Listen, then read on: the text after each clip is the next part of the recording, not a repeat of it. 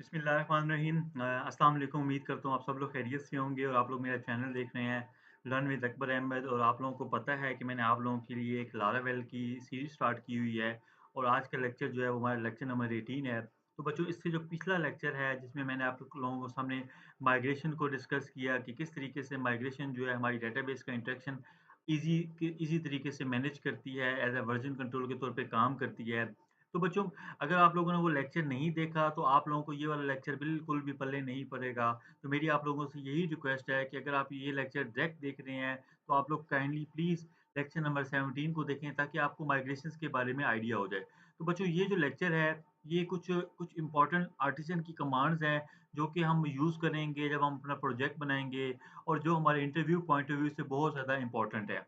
तो बच्चों, जो इसमें इम्पोर्टेंट चीज़ है वो ये है कि जो हमने टॉपिक डिस्कस करना है वो ये है कि हमने जो माइग्रेशन जो लास्ट माइग्रेशन की हो, अगर हम उसको रोल बैक करना चाह रहे हैं या हमने जितनी भी माइग्रेशंस की हैं उन सबको हम रोल बैक करना चाह रहे हैं, या हम अपनी माइग्रेशन को रोल बैक करके दोबारा रीरन करना चाह रहे हैं, या हम अपनी माइग्रेशंस की जो टेबल्स बनाए हुए हैं पीएचपी माई एडमिन लोकल होस्ट में उनको ड्रॉप करके दोबारा से उन माइग्रेशंस को बनाना चाह रहे हैं, या हम किसी स्पेसिफिक माइग्रेशन को रन करना चाह रहे हैं, या हम कुछ नंबर ऑफ माइग्रेशंस को वापस रोल बैक करना चाह रहे हैं। तो वो सारे का सारा मैं इस लेक्चर में आप लोगों के सामने कवर भी करूँगा और बहुत आसानी के साथ मैं आपको वो चीज़ें समझाऊँगा भी सही।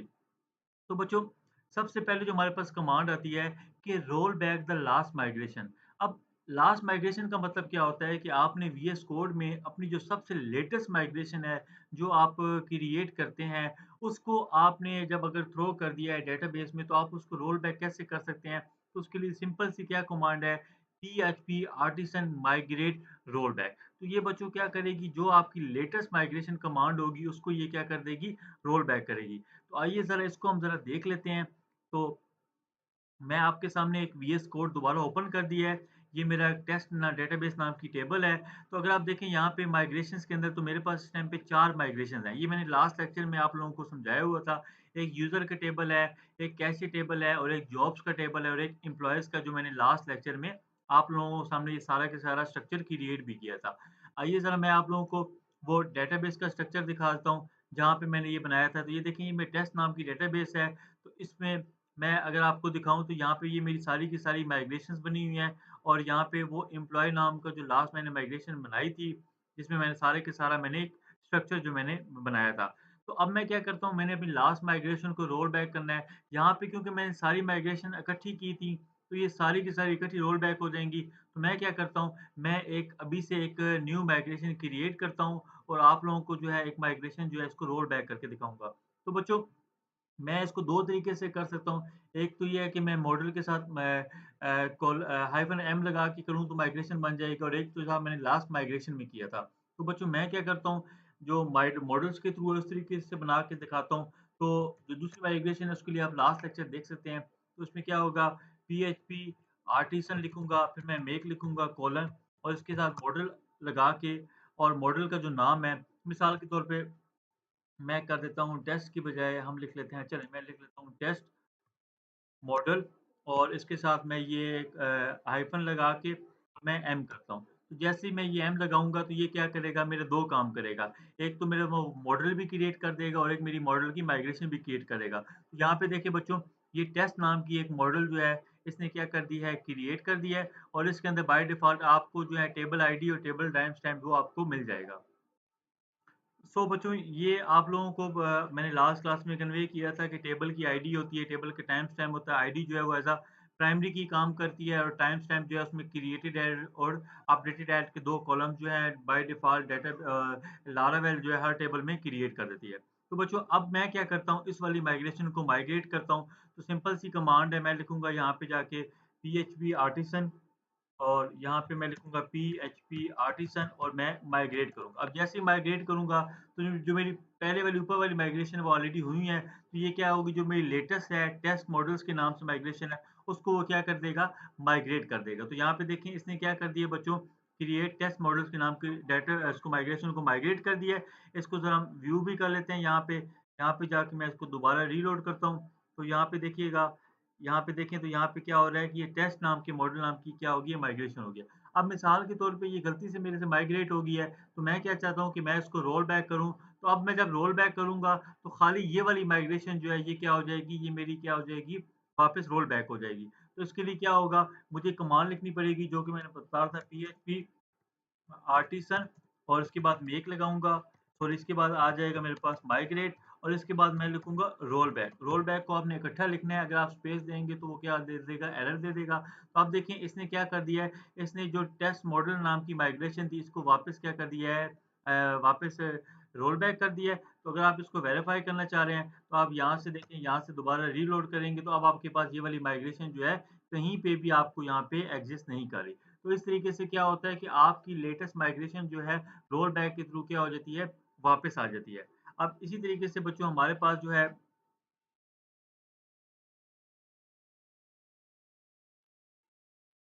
हमारे पास जो है क्या कहते हैं, इसमें जो अगली है, वो हमारे पास आ जाती है रोल बैक ऑल माइग्रेशन। तो अभी आपने देखा, मैंने सिर्फ रोल बैक की, तो खाली मेरे पास जो क्रिएट टेस्ट मॉडल वाली थी, वो क्या होगी, वो माइग्रेट होगी। अब अगर मेरे पास सारी की सारी माइग्रेशन को मैं रोल बैक करना चाह रहा हूँ, तो उसके लिए क्या होगा, मुझे एक कमांड लगानी पड़ेगी, php आर्टिसन माइग्रेट और रीसेट। जैसे ही मैं इसको लगाऊंगा, तो मेरी जो भी इस टाइम पे आपको डेटाबेस के अंदर माइग्रेशन ये सारी की सारी शो हो रही हैं, ये क्या हो जाएंगी, ये मुझे रोल बैक मिल जाएंगी। तो इसके लिए क्या होता है, मैं यहाँ पर आता हूँ, मैं दोबारा लिखता हूँ PHP आर्टिसन, और इसके बाद मैं लिखूंगा माइग्रेट, और इसके बाद मैं लिख दूंगा रीसेट। अब देखिएगा, अब ये मेरी क्या हो रही है, ये सारी की सारी जो है वो माइग्रेशंस को क्या कर रहा है, वो रीसेट कर रहा है।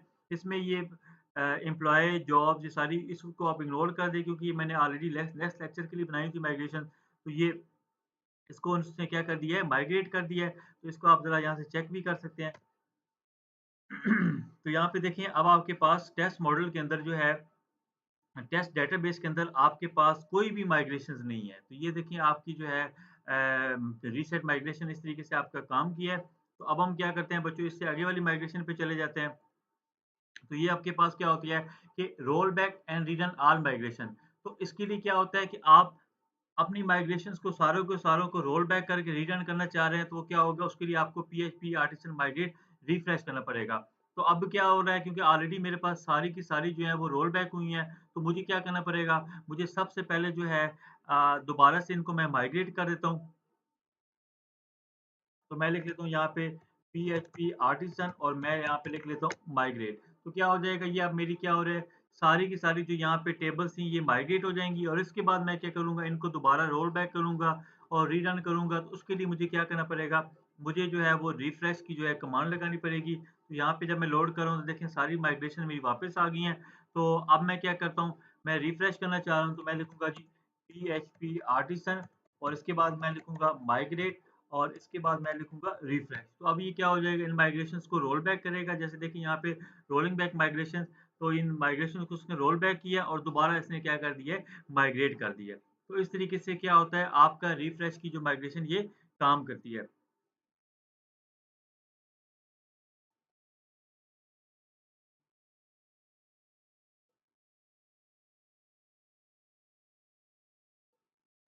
तो अब हम आ जाते हैं कि अगर मैंने टेबल्स को ड्रॉप करना है और दोबारा से रीरन करना है माइग्रेशंस को, तो उसके लिए मुझे सिंपल सी कमांड लिखनी पड़ेगी, PHP आर्टिसन माइग्रेट फ्रेश। तो इसके लिए मैं क्या करता हूँ, यहाँ पे क्योंकि ऑलरेडी सारे टेबल्स माइग्रेट हो गए हैं, तो मैं इसको लिख लेता हूँ जी PHP आर्टिसन, और इसके बाद मैं लिखूंगा माइग्रेट, और इसके बाद मैं यहाँ पे लिख दूंगा फ्रेश। तो ये अब क्या करेगा, वो जो टेबल्स मेरे वहां पे बने हुए थे, यूजर का, कैशे का, जॉब्स का, एम्प्लॉय का, उनको सबसे पहले ड्रॉप करेगा, और उसके बाद दोबारा से उनको क्या करेगा, रिक्रिएट करेगा इन सारे टेबल्स को। तो इस तरीके से हमारी बच्चों क्या होती है, हमारी जो ये वाली जो माइग्रेशन है ये काम करती है।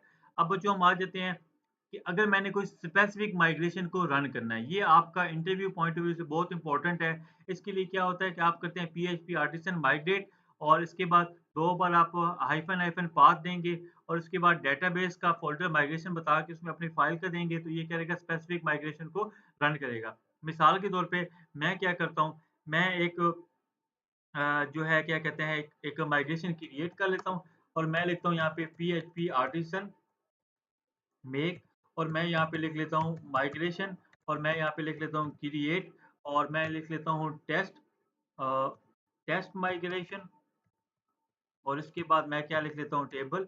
ये माइग्रेशन क्रिएट करने का अल्टरनेटिव मेथड था जो कि लास्ट लेक्चर में मैंने डिस्कस किया था। तो अब ये देखें मेरे पास ये टेस्ट माइग्रेशन जो है ये मेरी क्रिएट हो गई है और मैं चाहता हूँ कि मेरी ये स्पेसिफिक माइग्रेशन जो है मेरी लोड हो। तो अब देखिए बच्चों मेरे पास जो है अगर मैं इसको माइग्रेट करता हूँ खाली ये तब भी हो जाएगी। लेकिन मैं क्या करता हूँ ये सारी की सारी माइग्रेशन को क्या करता हूँ रीसेट करता हूँ और उसके बाद मैं आपको ये स्पेसिफिक माइग्रेशन को माइग्रेट करके दिखाऊँगा। तो मैं दोबारा से लिख लेता हूँ पीएचपी आर्टिसन और इसके बाद मैं लिखता हूँ माइग्रेट और इसके बाद मैं लिख लेता हूँ रीसेट। तो ये सारी की सारी माइग्रेशंस मेरी वापस आ जाएँगी और अब मैं क्या करता हूँ, मैं स्पेसिफिक माइग्रेशन को क्रिएट करता हूँ। तो उसके लिए क्या होगा कि मैं इस वाली कमांड को जो है बच्चों मैं आप लोगों को बता रहा था कि अगर आपने मतलब कोई एक सिंगल माइग्रेशन को करना है, मिसाल के तौर पे मैंने इस वाली माइग्रेशन को करना है, ये स्पेसिफिक माइग्रेशन को, तो उसके लिए यही था कि आप लिखेंगे पीएचपी आर्टिसन और इसके बाद आप लिखेंगे माइग्रेट, 2 बार ये माइनस माइनस का साइन और फिर पाथ देंगे, PATH path is equal to forward slash आप देंगे डेटाबेस, इसके बाद आप लिखेंगे माइग्रेशंस और फिर उसके बाद फॉरवर्ड स्लैश ये बेसिकली देखें डेटाबेस के अंदर आपकी माइग्रेशन की फाइल है। मिसाल के तौर पे मैं चाहता हूँ कि मेरा जो ये वाला मॉडल माइग्रेशन है इसको मैं माइग्रेट करूँ।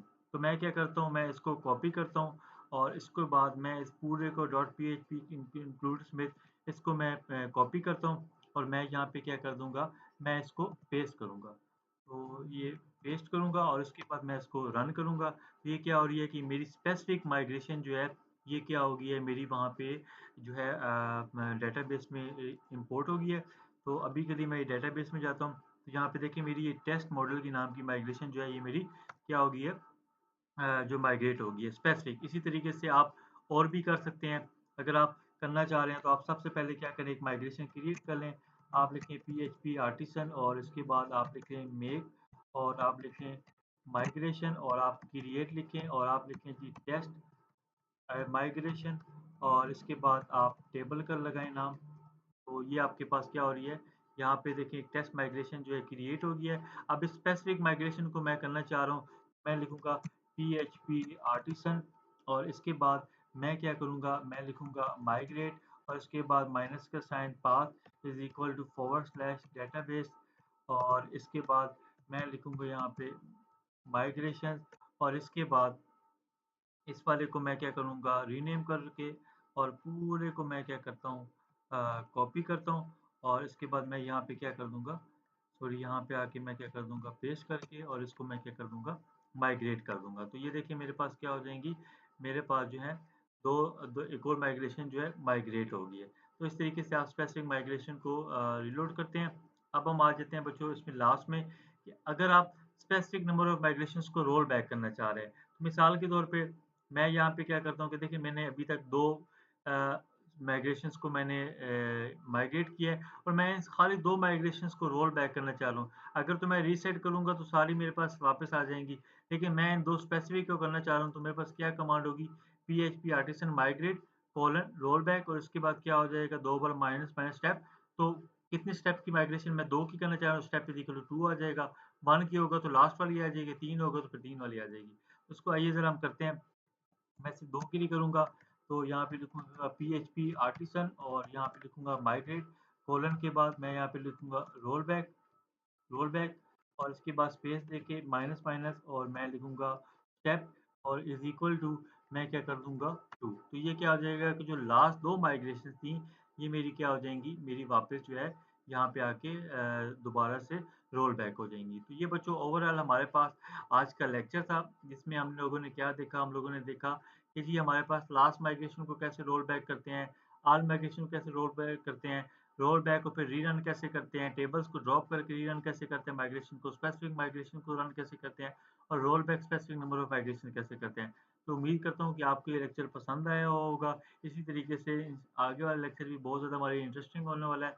तब तक आप लोगों से यही रिक्वेस्ट है कि आप इस वीडियो को दोबारा से देखें, इसकी प्रैक्टिस करें ताकि आपको और अच्छे तरीके से आइडिया हो सके। तो थैंक यू सो मच।